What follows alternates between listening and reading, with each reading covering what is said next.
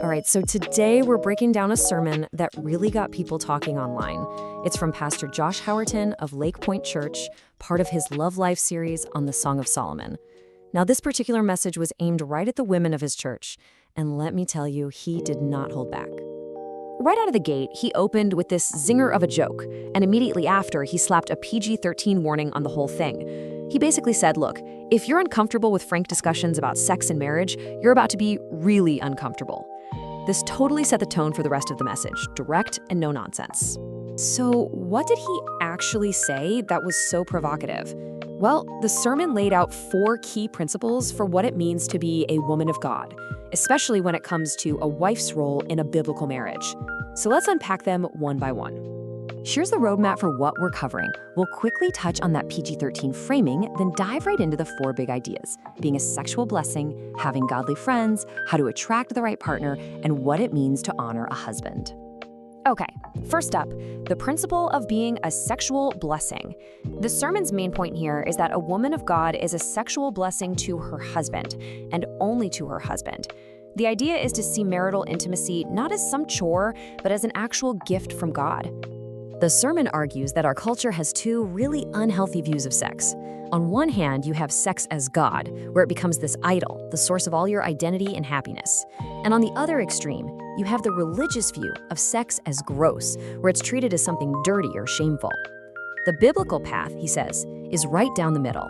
Sex is a good gift designed for both procreation and recreation within a marriage. So the sermon contrasts 2 different models of intimacy in marriage. He says that in a lot of worldly marriages, it's a game of offense versus defense. You know, the husband is always the one initiating, and the wife is often the one rejecting. But he argues that in a truly biblical marriage, the wife is often the pursuer, the initiator, even the aggressor, actively showing her desire. So why is this idea of the wife initiating so crucial? Well, the sermon points to a key difference in how men and women are often wired. For many women, that emotional connection has to come first, and then it leads to physical intimacy. But for a lot of men, it's actually the reverse. That physical connection is one of the main ways they feel emotionally close. So because of this, the sermon claims that when a wife consistently rejects her husband sexually, she's actually destroying his confidence. All right, principle number 2. This one moves out of the bedroom and into a woman's social circle. The point here is that a woman of God is very intentional about choosing godly friends. The message paints a really stark contrast between 2 kinds of friends. On one side, you've got what he calls the Win Down Wednesday friends. You know the type, they just affirm every single feeling you have, which he argues can actually end up destroying your marriage. But on the other side, you have godly friends, the kind of friends who actually encourage your marriage and challenge you to honor your husband. And get this, he offers this super practical step-by-step advice for finding older mentors. He literally says, go to church early, look for an older couple that's still holding hands, watch how they interact, and then just go up to them after the service and ask if you can buy them lunch and learn from them. Simple as that. Okay, principle 3 is for all the single women out there. It uses this really powerful fishing analogy to explain how a woman of God can attract the right kind of partner. This quote really gets right to the heart of it. The sermon argues that the bait a woman uses, meaning how she presents herself, especially in how she dresses, is going to directly determine the kind of fish, or man, she ends up attracting. Now, he's quick to clarify that this isn't about some rigid, old-school dress code. It's about the intention behind it. The argument is that modesty isn't about shame. It's about wanting to attract a man who is interested in your character and your conviction, not just your body. It's about fishing for a whole different kind of man. And then the analogy goes one step further. It's not just about the bait, it's about fishing in the right pond. He puts it bluntly, if you're looking for a godly man, a bass, to use his term, you're way more likely to find him in the bass pond of the church than in what he calls the crappy pond of bars or nightclubs.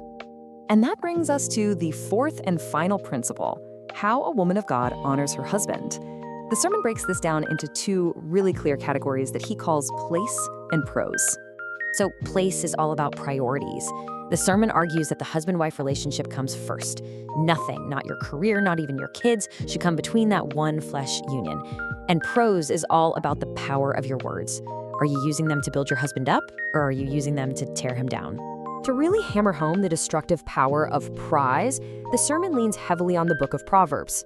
This verse is used to paint this really vivid picture of how a home can become completely unbearable if a wife is, in his words, constantly arguing and fighting. But then the sermon uses an even more intense analogy. It takes another proverb about a dripping, leaky roof and equates it to the modern torture of waterboarding to describe a nagging wife. And he gets specific, calling out behaviors like being your husband's walking fact checker in public, only pointing out his flaws, and always comparing him to other men. So what's the opposite of all that destructive talk? It's the idea of a wife being her husband's crown. The sermon explains it like this. A crown on someone's head tells the whole world that person is a king. In the same way, a wife's words and actions should tell the world that her husband is special, that he's honored in her eyes. The sermon wraps everything up with the women of the church actually standing to recite this Woman of God code. It's basically a powerful summary of all 4 principles we just talked about. It's a declaration of intent to be an ally, to keep priorities straight, to maintain purity, and to build up the home. By framing it this way, the sermon lays out a very specific, and for some, a very controversial vision of what it means to be a godly woman in the world today.